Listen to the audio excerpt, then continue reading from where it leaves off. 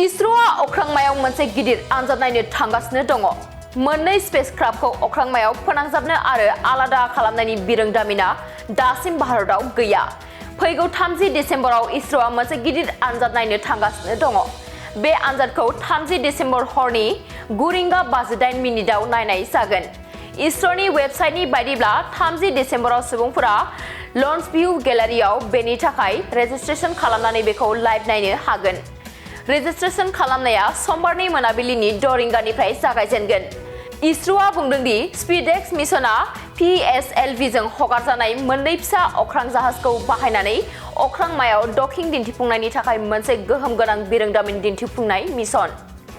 भारतारि अख्रांमा एजेन्सिया बुंदों दि बे बिरोंदामिना भारतनि अख्रांमा गोनांथिफोर जेरै अखाफोराव भारतनि मिशन, अखाफोरनिफ्राय नमुनाफोरखौ लाबोफिननाय, भारतारि अख्रांमा स्टेशननि लुनाय आरो सालायनायनि थाखाय गोनांथार।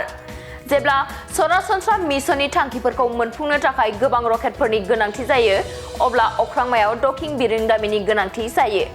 जुदि बे आनजाद नायनाया जाफुंसार जायो, अब्ला भारतआ स्पेस डकिं बिरोंदामिन मोननो हानाय बुहुमनि 4थि हादोर जानायनि फारसे आवगायगोन।